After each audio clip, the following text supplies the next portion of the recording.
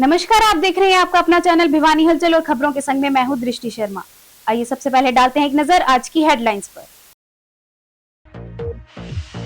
शहर और गांव में पानी की समस्या को लेकर माकपा ने डीसी को दिया ज्ञापन। खंड स्तरीय योग ओलंपियाड में प्रतिभागियों ने दिखाया अपना हुनर।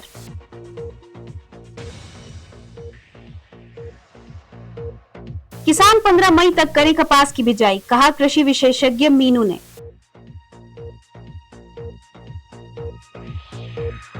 पेयजल समस्या को लेकर वार्ड 25 के निवासियों ने किया रोष प्रदर्शन। और अब खबरें विस्तार से। भारत की मार्क्सवादी कम्युनिस्ट पार्टी की भिवानी जिला कमेटी की ओर से शहर व विभिन्न गांव में पीने के पानी की कमी, बिजली कटौती को दूर करवाने तथा टोल टैक्स, बिजली दरें, पेट्रोल, डीजल व गैस के बढ़ाए गए दामों को वापस लेने की मांग को लेकर जिला मुख्यालय पर प्रदर्शन किया तथा उपायुक्त महावीर कौशिक को 3 ज्ञापन दिए। चौथा ज्ञापन किसानों की समस्या समाधान बारे दिया। प्रदर्शन का नेतृत्व पार्टी सचिव मंडल सदस्य सुखदेव पालवास ने किया।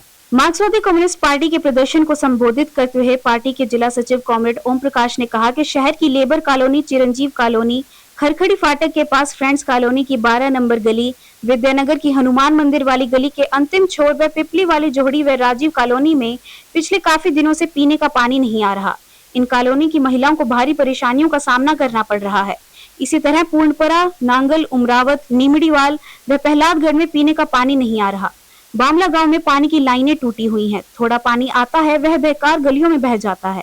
नागरिक अस्पताल के पास पानी लीकेज बंद नहीं किया जा रहा। पंडित नेकीराम शर्मा स्टैचू की 4 दीवारी टूटी हुई है। बार बार अपील करने के बाद भी नगर परिषद उसे ठीक नहीं करवा रहे। उन्होंने कहा कि मुख्यमंत्री को ज्ञापन भेजकर बढ़ाई गई बिजली दर कम करने, कौशल रोजगार निगम से हटाए गए कर्मचारी वापस करवाने, शेमा कंपनी ने 350 करोड़ रुपए बीमा घोटाले की जांच करवाने तथा आंगनवाड़ी कर्मियों की मांग मानने के लिए लिखा है।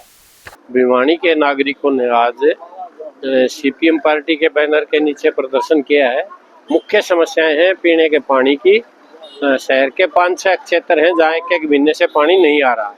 खासकर लेबर कॉलोनी, चिरंजीव कॉलोनी, विद्यानगर का हनुमान मंदिर वाली गली, फ्रेंड्स कॉलोनी और शहर के अंदर रूपा चंपा गली, वहाँ पानी नहीं आ रहा। कई बार मिल चुके, समाधान अभी तक होया नहीं है, तो मजबूरन आज हमें यहाँ प्रदर्शन करना पड़ा। इसके साथ केंद्र और राज्य सरकार ने, केंद्र सरकार ने रसोई गैस, पेट्रोल और डीजल के दाम बढ़ा दिए, जबकि अंतर्राष्ट्रीय लेवल पर दाम घटे हैं, तो उसका जनता को फायदा मिलना चाहिए। उसकी बजाय सरकार अपना कॉस्ट भर रही है।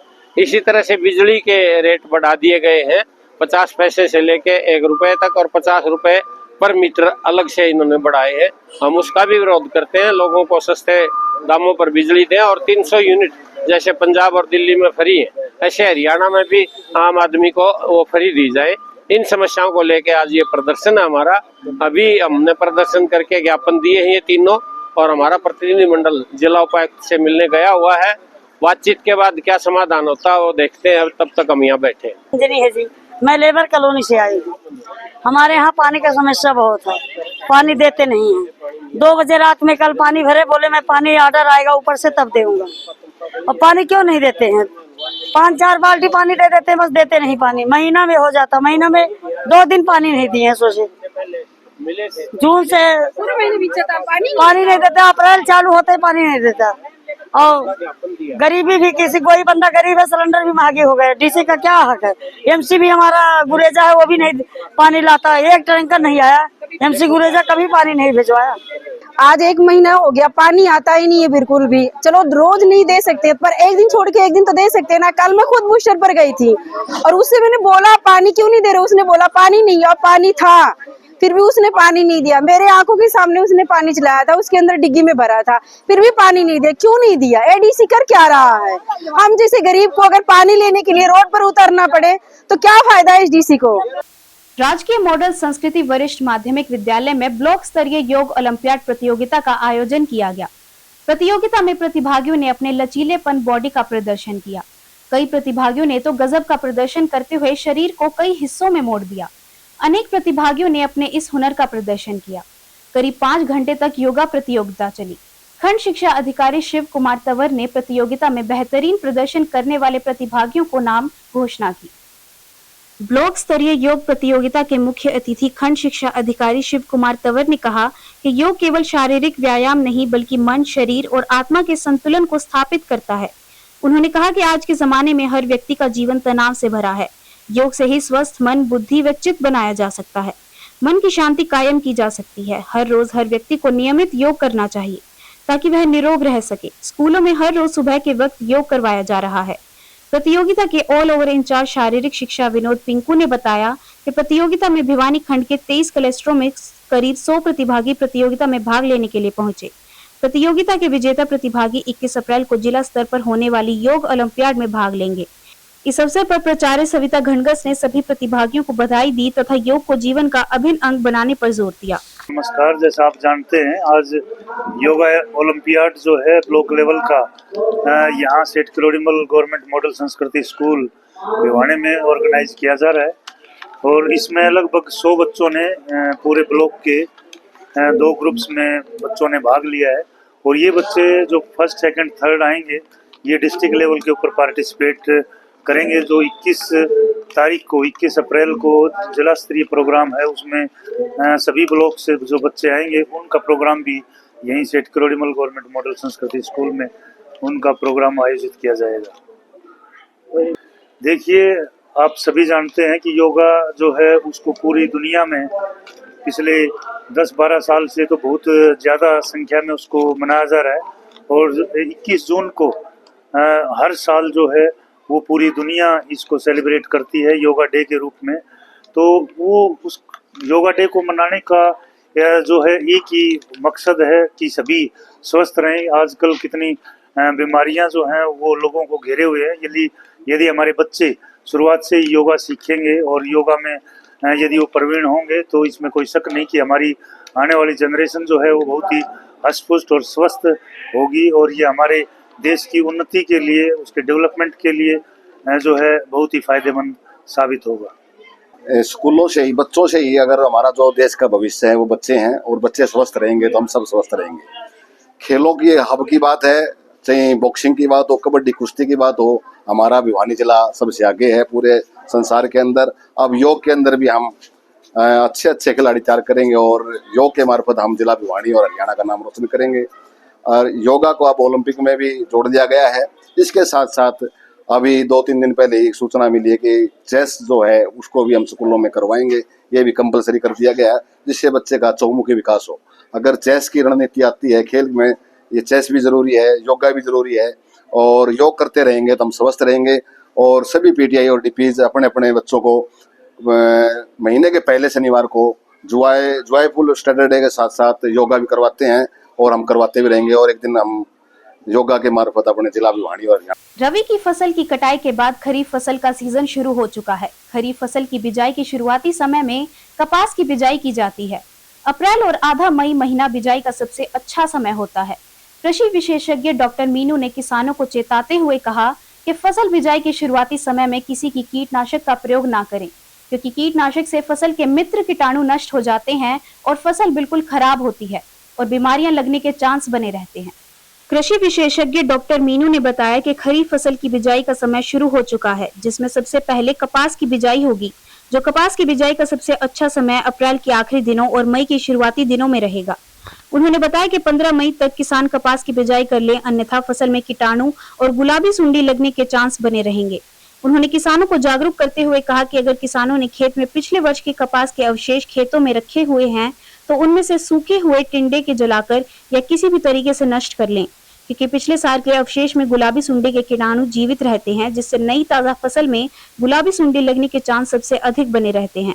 वहीं उन्होंने कहा कि जिन किसानों के आसपास तेल निकालने की फैक्ट्री खुली हुई है, जिनके अंदर पिछले साल के कपास के अवशेष हैं, वे खासकर ध्यान रखें, पुराने टिंडों को नष्ट कर लें जिससे फसल को गुलाबी सुंडी से बचाया जा सके।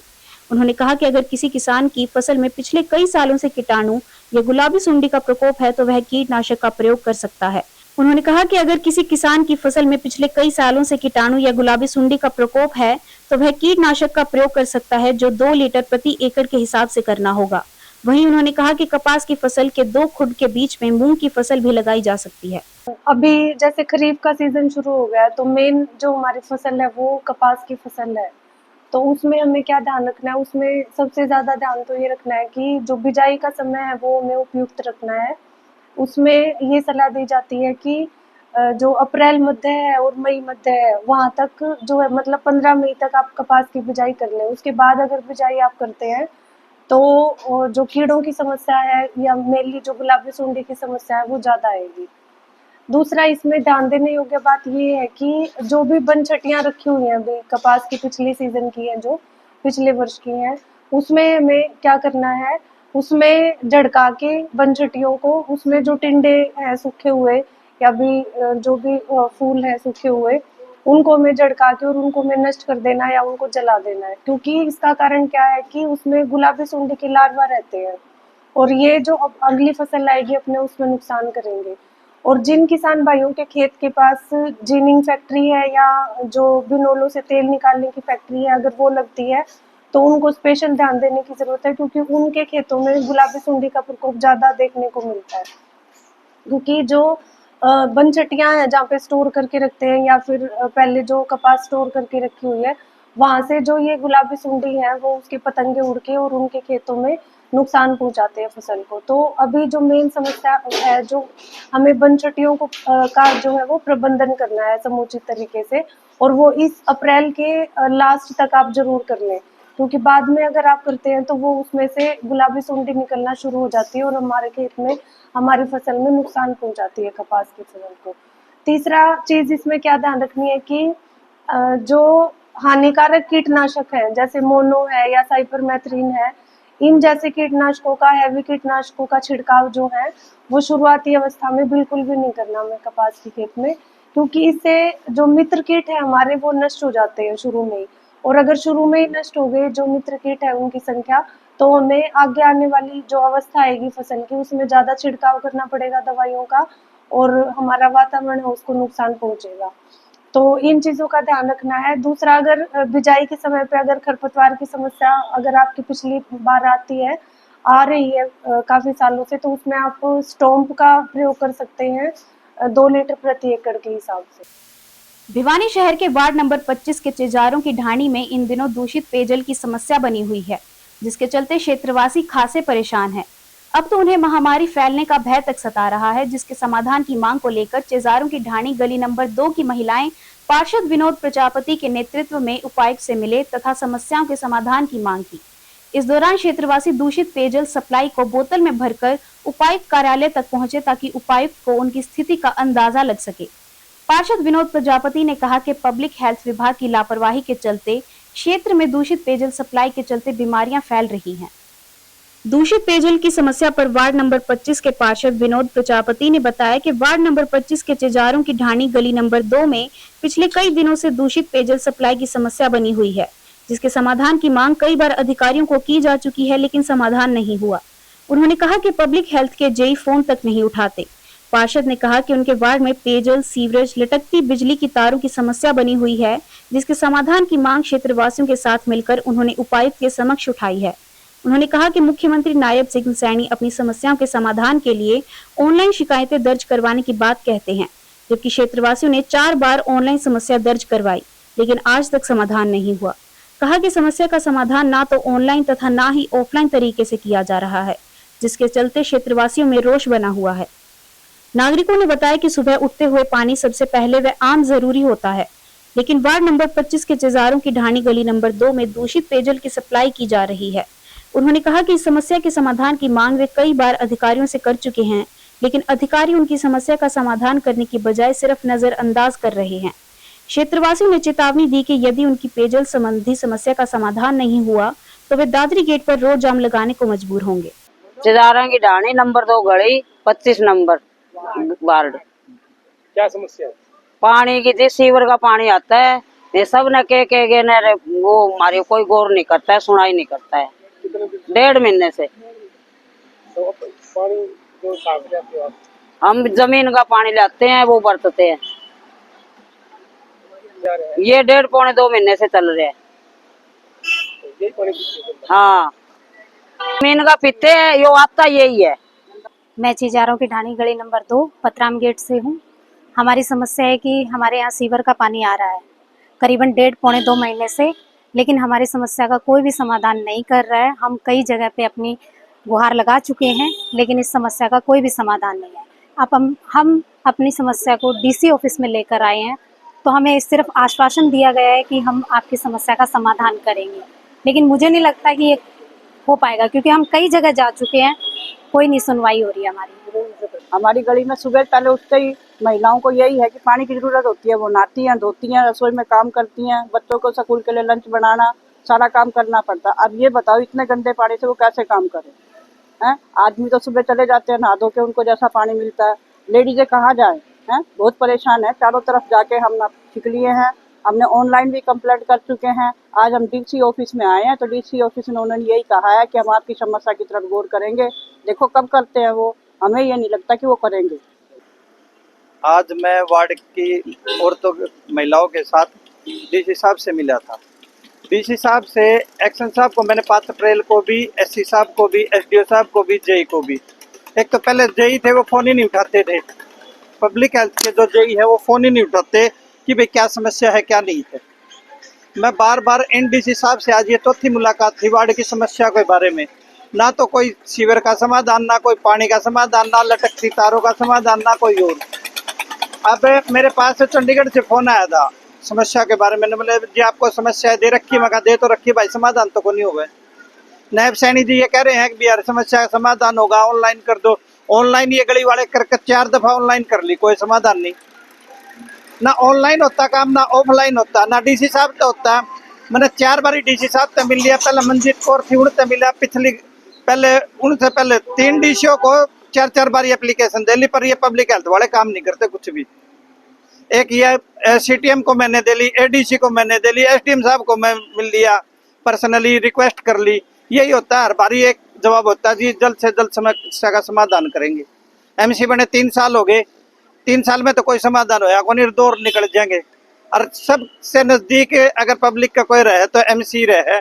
मेरे पास सुबह 5:30 बजे फ़ोन आने शुरू हो जाते हैं, पानी नहीं आ रहा, गंदा पानी आ रहा है, ये आ रहा है। जिस दिन ये पब्लिक जागरूक होगी ना, जिस दिन एमएलए की कोठी में बैठा करेंगे, एमपी साहब की कोठी में बैठा करेंगे, जब उस दिन समाधान होगा।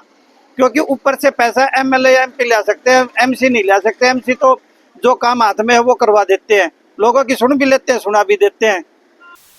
और अब चलते चलते, नशा एक गंभीर सामाजिक बुराई है जिससे इंसान का अनमोल जीवन समय से पहले ही मौत का शिकार हो जाता है। नशे के लिए समाज में शराब, गांजा, भांग, अफीम, जर्दा, गुटखा, तंबाकू और धूम्रपान सहित चरस, स्मैक, कोकेन, ब्राउन शुगर जैसे घातक मादक दवाओं को और पदार्थ का उपयोग किया जा रहा है।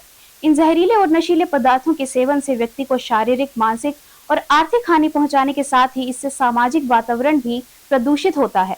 बीड़ी, सिगरेट, गांजा, भांग, अफीम या चरस पीने वालों को जब भरपूर नशा प्राप्त नहीं होता, तब वे शराब और हेरोइन जैसे मादक पदार्थों की ओर अग्रसर होते हैं। नशा किसी प्रकार का भी हो, व्यक्तित्व के विनाश, निर्धनता की वृद्धि और मृत्यु के द्वार खोलता है। इसी के कारण परिवार तक टूट जाते हैं। आज का युवा शराब और हेरोइन जैसे मादक पदार्थों का नशा ही नहीं, बल्कि कुछ दवाओं का भी इस्तेमाल नशे के रूप में कर रहा है। इस आसुरी प्रवृत्ति को समाप्त करने अति आवश्यक है। धूम्रपान से कैंसर जैसी जानलेवा बीमारी होती है और यह चेतावनी सभी तंबाकू उत्पादों पर अनिवार्य रूप से लिखी होती है, परंतु लोग फिर भी इसका सेवन बड़े चाव से करते हैं। यह मनुष्य की दुर्बलता ही है कि वह उसके सेवन का आरंभ धीरे धीरे करता है, पर कुछ ही दिनों में इसका आदी हो जाता है। सबसे खराब स्थिति उन बच्चों की होती है जो बालिग नहीं होते। माँ बाप की रोज के झंझट या वाद विवाद का उनके अंतर्मन पे बुरा प्रभाव पड़ता है। ऐसे बच्चे मानसिक रूप से अन्य बच्चों की अपेक्षा पिछड़ जाते हैं। अभी देश में 5 राज्य गुजरात, नागालैंड, मिजोरम, केरल और मणिपुर तथा केंद्र शासित प्रदेश लक्षद्वीप में कानूनन शराबबंद लागू है। केवल सरकार के द्वारा नियम बनाने से यह बुराई समाप्त नहीं हो सकती। शराब तथा अन्य मादक पदार्थों से उत्पन्न होने वाली बुराइयों से निपटने के लिए जागरूकता का प्रसार प्रचार करना अति आवश्यक है। और अब जाने से पहले एक नजर आज की हेडलाइंस। शहर और गांव में पानी की समस्या को लेकर माकपा ने डीसी को दिया ज्ञापन। खंड स्तरीय योग ओलंपियाड में प्रतिभागियों ने दिखाया अपना हुनर।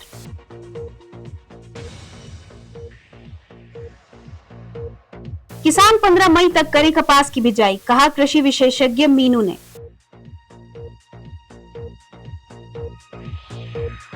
पेयजल समस्या को लेकर वार्ड 25 के निवासियों ने किया रोष प्रदर्शन। अब मुझे दीजिए इजाजत और देखते रहिए आपका अपना चैनल भिवानी हेल्थ।